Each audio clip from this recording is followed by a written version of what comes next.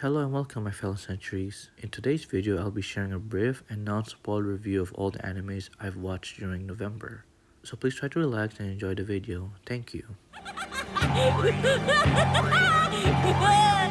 To start things off, my number 14 is Koikaze.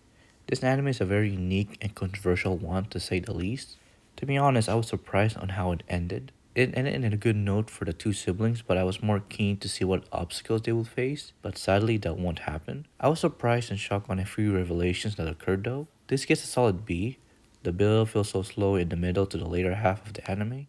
But I would say I applaud for the story that challenges the norm. I don't see that often, I just wish the delivery was executed very well. You're my brother? That's right. I have a little sister. My number 13 is possibly the greatest alchemist of all time.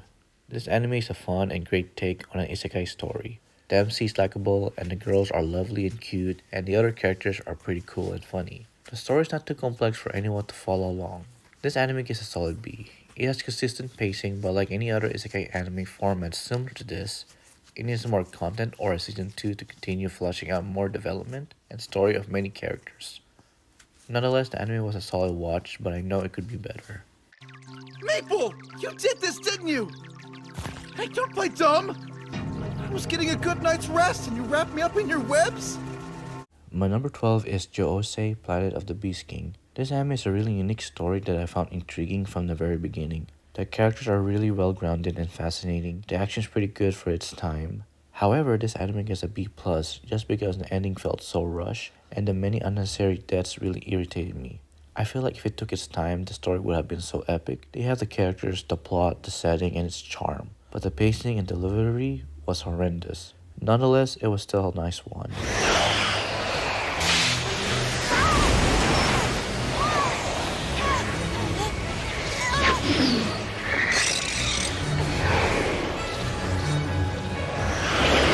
My number 11 is Grimgar, Ashes and Illusions. This anime was slow at first but gradually got better further in. This feels like a great mix between a little slice of life, adventure and isekai. The characters were well written and the plot was so enriched with so much potential. For one season, this anime was great. This gets a B+. The action was great, the sense of danger was crazy, and the emotional weight between so many characters was executed really well. I just wish there was another season to flesh out more development and many more adventures for the gang. Why are we losing? I mean, really, aren't goblins the weakest monsters in Grimgar? Yeah, well, they're supposed to be at least. The weakest monsters. My number 10 goes to All the Ramen on the Sky. This anime is a really good mix between politics, military, and action. This anime gets a B+.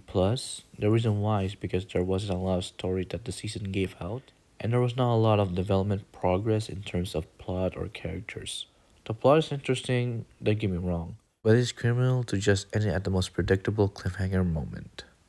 What a shame, but it's still good for what it had going, especially the Battle of the Brains.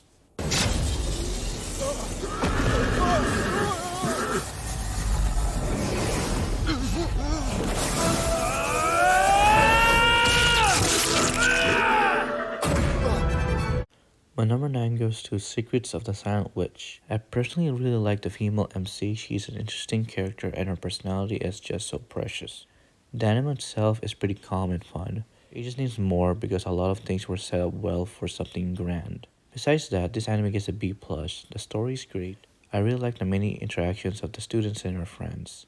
I also enjoy her tackling one of her weaknesses and making the best of it for the sake of herself and others. I'll bully you mercilessly over and over again! So no one will suspect you, no matter what, not even for a second! Don't you worry, just focus all of your attention into protecting His Highness!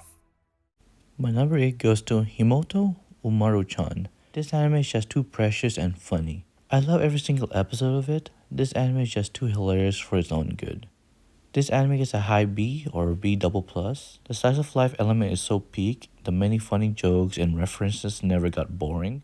It's just nice of fresh air each episode. Now I want some cola. It's time for cola, straight from the bottle! Fizzing, tingling carbonation burst in my parched gullet. Now, back to the potato chips. Then right back to the kuna! Bamboo, potato chip, bamboo kuna! My number 7 goes to Kageki Shoujo The Curtain Rises. This anime was great from start to end with just a few bumps here and there. The story between the girls are so real and devastating in terms of their upbringing and background. This anime gets a B double plus or B infinite. The art style is just gorgeous and the animation feels so fluid like. The narrative is also really good and it's really entertaining seeing the girls grow and develop their talents in the passion they love. I hope a second season is in the works. Your impression was pretty uncanny. I admit I was shocked. But I'm sorry, Miss Watanabe. Fact is, you don't have what it takes. If you don't change, you'll never be a top star of the Koka Review. My number 6 goes to Raven of the Inner Palace. This anime is a really underrated gem, not gonna lie.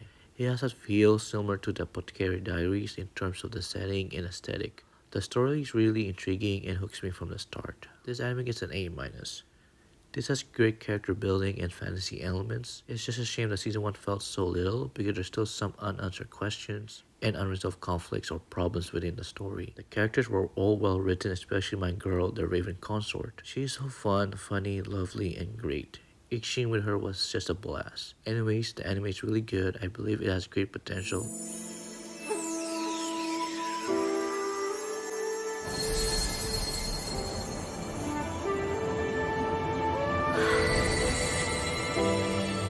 My number 5 goes to There's No Freaking Way I'll Be Your Lover. Unless, I freaking enjoyed this anime so much. The sole reason is because it's a Yuri or girl and girl romantic relationship story. And I am a sucker for those. Each episode never gets boring and I admire the tenacity of the story in terms of boldness and not being afraid to showcase the characters' feelings or desires. This anime gets an A-. The girls were great for what they bring in the table. The pacing was also balanced and did a great job on giving each girl their arcs or moments. I feel like there's still some areas that needs to be explored or developed a little more. I am so excited to hear a second season is confirmed. Looking forward to see how their relationship blossoms or change for better or worse. 捕まるもの。おいおい。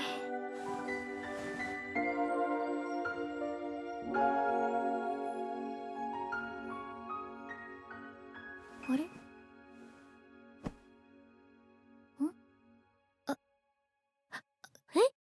My number 4 for this month goes to Perfect Blue. This movie was really interesting. It is adult rated, but that aside, it's pretty trippy when watching the middle to the last half of the movie. I was really surprised of the plot twist. I still don't know which is real or not. May I still feel like a daze after watching it. This anime gets an A+. It was a good slow at the beginning, but it paid off towards the end. This movie was really good, but I still have so many questions, especially at the end. Anyways, it was still a solid movie. Won the new Writers' Prize in 1990. Serves you right. Serves me.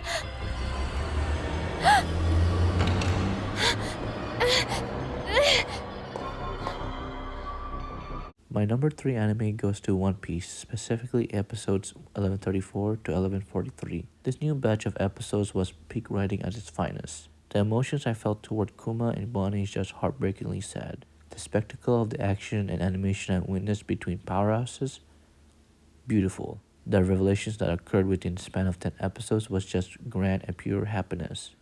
I don't know what else I can possibly say but absolute cinema.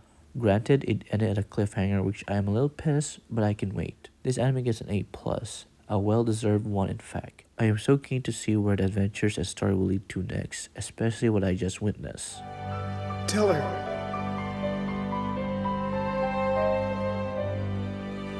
Happy 10th birthday. My number 2 belongs to The Fragrant Flower Blooms with Dignity. This anime is just too gorgeous for its own good.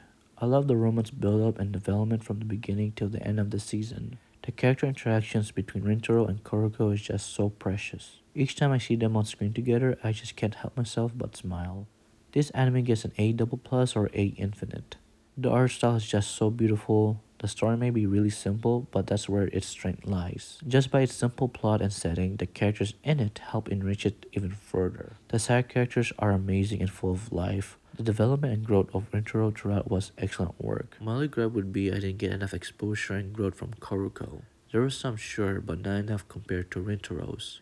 I still really enjoy it, so I hope if we do get our season, maybe Karko can shine a bit more, and I would like to see her school life at Kikyo as well. Speaking of which, I would like to see a really tough challenge for them too, such as the teachers from Kikyo, or something like that. I would like to see how they will overcome that. The anime, nonetheless, was still gorgeous and amazing. I truly, truly love this anime and its innocence. And we go to Chidori and Kikyo. But those names, they don't matter. Because it's always been you I wanted to get to know.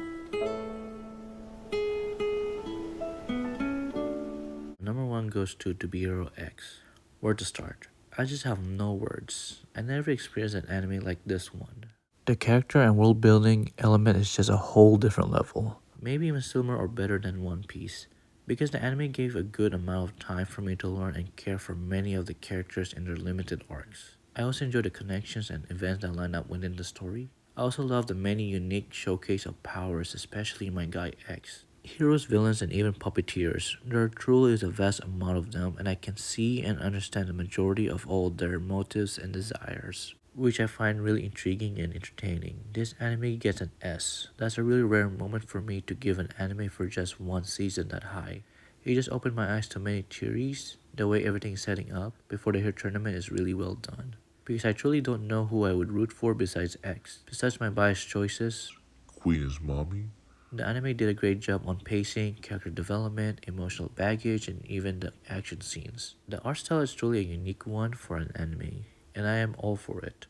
I can't stop thinking of the many battles and fluid-like animations I've witnessed. Truly cinema.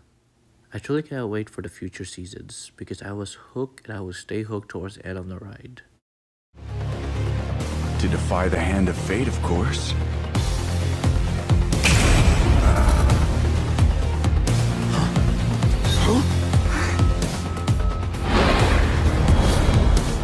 Time to clock out. Thank you for tuning in for my latest anime recap for November 2025. Please look forward for December and beyond. Please feel free to share your thoughts, and if there's any anime suggestions, please mention them in the comments. From beginning to the end, we are timeless. Until next time, my fellow centuries.